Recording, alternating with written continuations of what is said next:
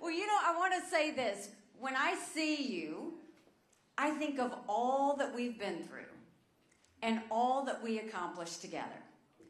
Think when I became governor. We had 11% unemployment. We had thousands of people on welfare. And South Carolina was the butt of the jokes. And what did we do? We rallied. We hunkered down.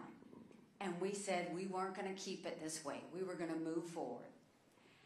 And by the time I left, we were building planes with Boeing.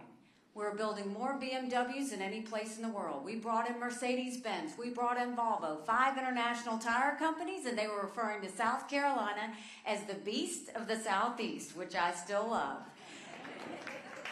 We moved that 11% down to 4%. We announced jobs in every county in the state. We paid down our debts. We cut taxes. We built up our coffers. We passed pension reform. We passed tort reform. But we also acknowledged some truths. We said if you have to show picture ID to buy Sudafed, if you have to show picture ID to get on a plane, you should have to show picture ID to protect the integrity of the election process. We passed voter ID in South Carolina.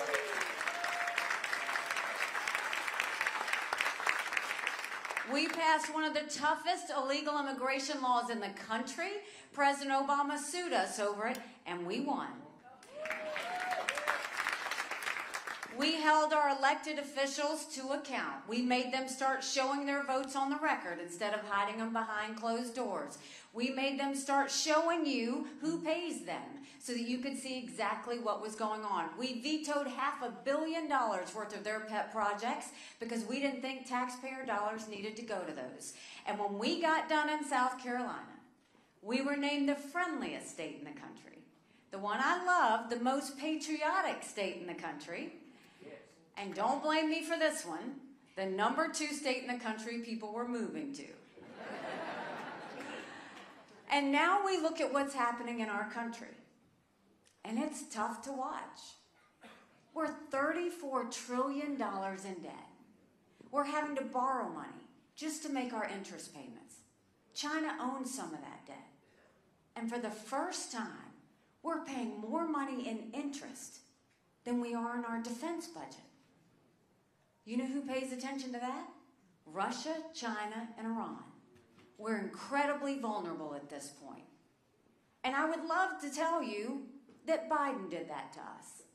And I've always spoken to you in hard truths, and I'm going to do that with you today. But Trump and our Republicans did that to us too. Go back and look at that $2.2 trillion COVID stimulus bill that they passed with no accountability. That's now left us with 80 million Americans on Medicaid, 42 million Americans on food stamps. That's 1/3 of our country. And did Republicans try and make it right? No. They doubled down and opened up pet projects and earmarks for the first time in 10 years, pushing through 7,000 of them last year. If we are going to get back on track, we have got to get our economy back on track. So the first thing I think we need to do is put an accountant in the White House. I think that would make a big difference.